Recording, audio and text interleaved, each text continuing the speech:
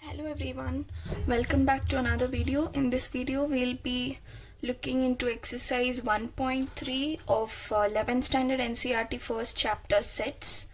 So there are a few basics, NCERT examples and exercise. If possible I'll cover. If it becomes lengthy I'll put it up in another video. Now without further ado, let's start. There are a few sub basic points which you'll have to keep in mind before solving the exercise. So let's start. The first basic point is subsets. Now what is a subset? A is the subset of B if B has all the elements of A. Now this is the meaning that when you have a set, for example A, with just two elements, for example 1 and 2, and you have the set B 1, 2, 3, 4. Now B has all the elements of A. So we can easily call that A is a subset of B. Okay, the subset of B. It is denoted by this. It looks like C, okay, this symbol, and this is the subset symbol. So when you have all the elements of A in B, then A is called as the subset of B. So there's not much of definition, it's about understanding. The next sub point is intervals. Now again here also it doesn't require definitions and stuff. I'll quickly take you through what is it. There can be different representations. Let me first tell you here that this bracket means that you're excluding the last elements. There might be an element here, there might be an element here. You're excluding both of them. And there are many other things in between separated with commas. When you have curved brackets, you're excluding both of that. Okay. For excluding, the symbol will be any number less than x less than number. Okay. Now next you have this. Okay, there's an element here. Okay, and here you have curly bracket, curved bracket, for example. That means you're including this number. That time you'll have less than or equal to x less than the number, but you're excluding the last element here. Got it? That's how you read intervals. You are including this. When there is a square bracket, you're including this, but when there's a curved bracket, you're excluding it. When you're including it, you put an equal to symbol. When you're excluding, you're not putting an equal to symbol. Again, the vice versa, which is this is the curved bracket and this is the square bracket. You have few elements here separated by commas. You're including this and you're excluding this. Now how would that look? Number less than x less than or equal to the number. Okay, so you're including this element but you're excluding this one. That is, it stops here. What I mean to say is less than or equal to a number, it stops at this number. Okay, now the last one would be this, right? The all possible combinations I've just put up. So here, what does this mean? Number less than or equal to x less than or equal to number. That's it. These are the 4 types of arrangements you can do with these brackets. Now I have examples here. We'll quickly look at them. For example, x such that x belongs to real numbers, set of real numbers. -5 less than x less than or equal to 7. How will you put this in the bracket interval form? You will be writing it like this, but you're not. For your convenience, I've just written all the numbers. You need not write. Actually, this is not the way.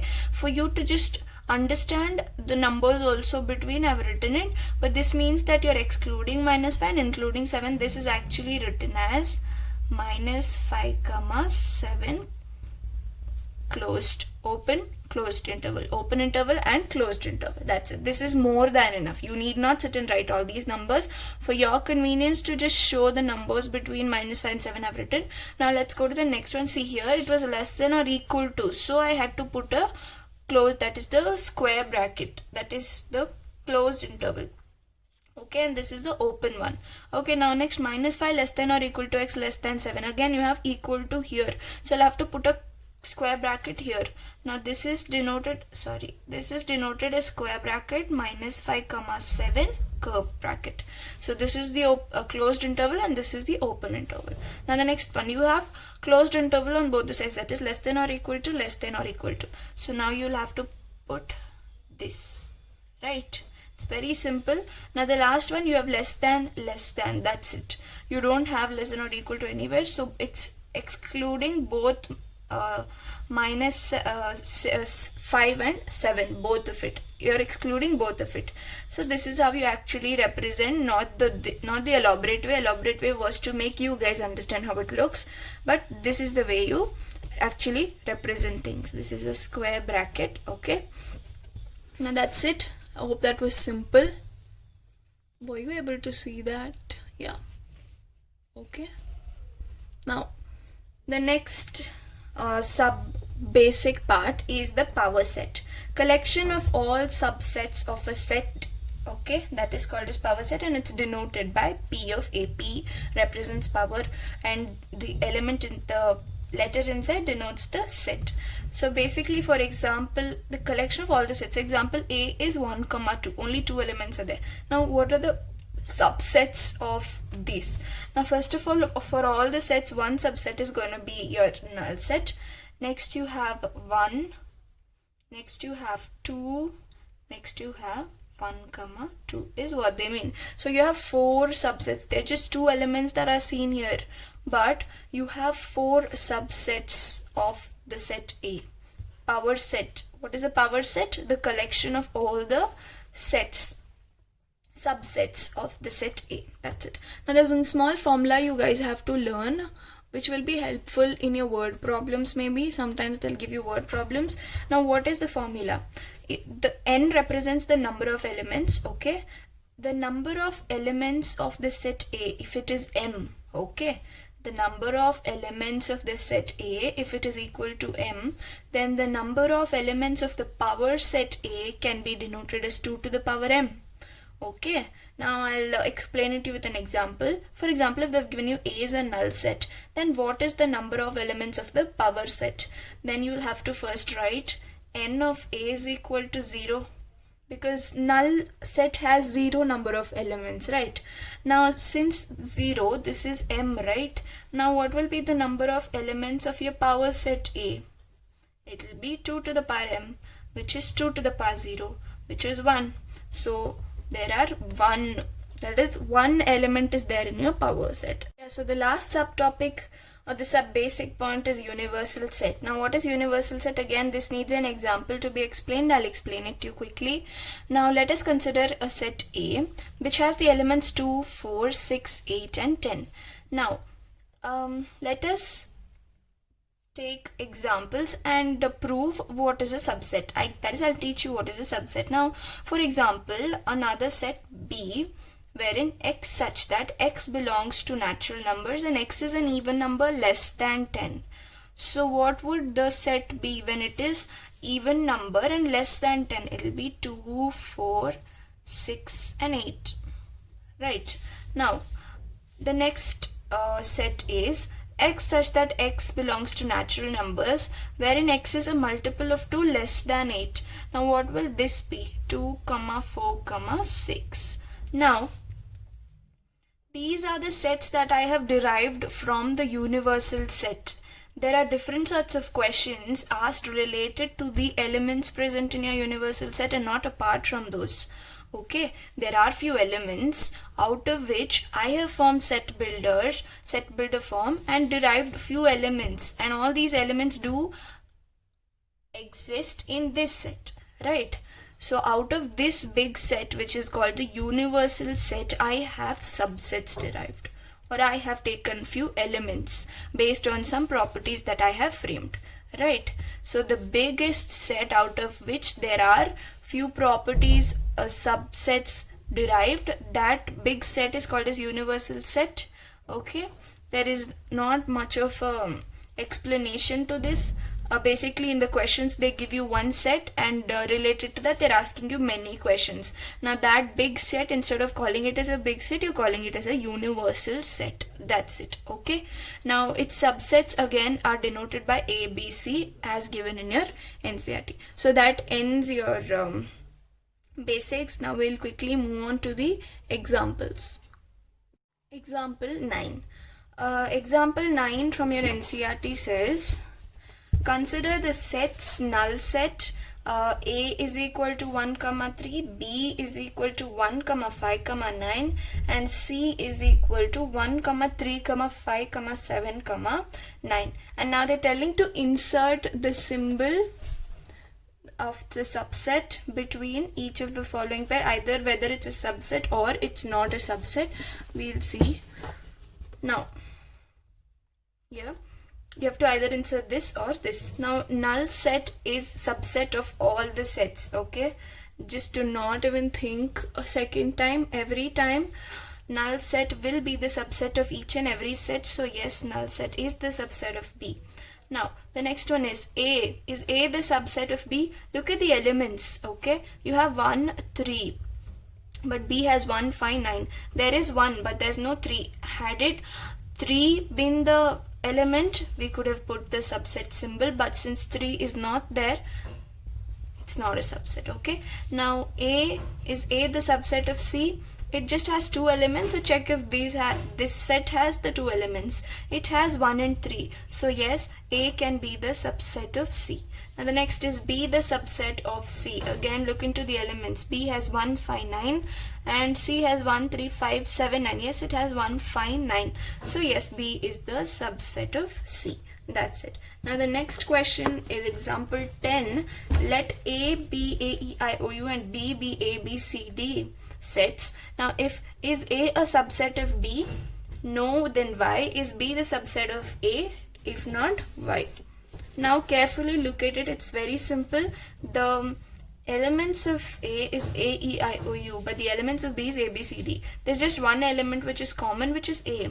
Now if A has to be the subset of B, B has to have all the elements of A, but B doesn't have all the elements. It just has A and all the others are different. Therefore A cannot be the subset of B because B does not have all the elements of A. Or in the exam, if you have to write it down, you have to tell that A, E, I, O, U. Don't consider A. A is belonging to B as well. So E, I, O, U does not belong to B set. Okay, you can write it down like this. Now again, does B belong to A? Again, if is B the subset of A?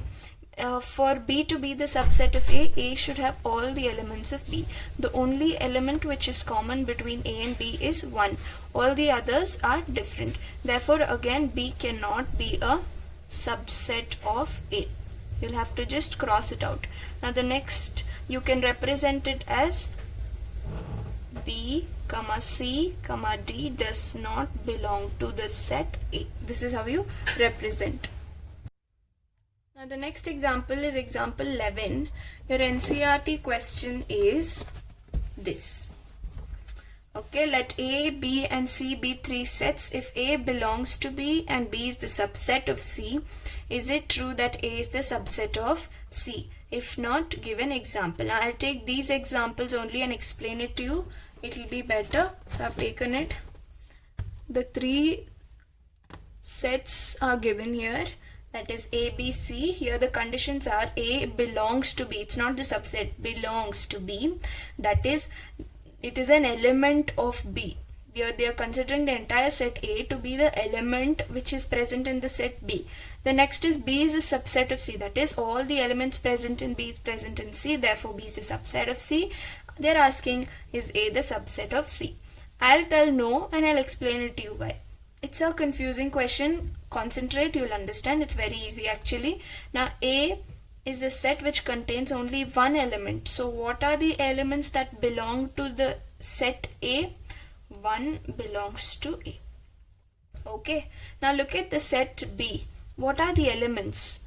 There is a set which is acting as an element here. The entire subset, that is, the entire set A, they have taken it along with the curly brackets, which means it's a subset, and they have considered it to be an element by parting 2 elements with the comma. That means this entire thing is an element. So what are the elements of B? This, that is, the entire set belongs to B. Now this is no more called a set, it's called an element. Okay, for the set B, and 2 belongs to B. Okay. Now here again they are not telling A is the subset of B. No. Why A is not the subset of B? Because 1 does not belong to B. Okay. the set A belongs to B. I hope I made it clear. 1 does not belong to B. Do you have 1 as individual element here? No. You have the entire set. Therefore, the entire set is belonging to B. That's called the element is belonging to B. But 1 as an individual element does not belong to B. Okay. The next one. That's why A is not the subset of B. Okay. Now we'll see whether it's a subset of C. I have proved half of it here. You'll obviously understand this. Now what are the elements present in C again if you look at it? Belongs to C. This set, that is the element. Set A belongs to C. Again you have 2 belongs to C and 3 belongs to C. Now these are the elements which belongs to C. Now again if you look at it carefully, this entire element belongs to C, but 1 does not belong to C. Right? You don't have an individual element, but 1 belongs to A because set A has only one element, 1. Okay. So when you don't have an element present in this set A, present in the set C, then obviously A cannot be the subset of C. Very easy. Okay, hope you got it. You should have all the elements present in A should be present in C. The element present in A is 1.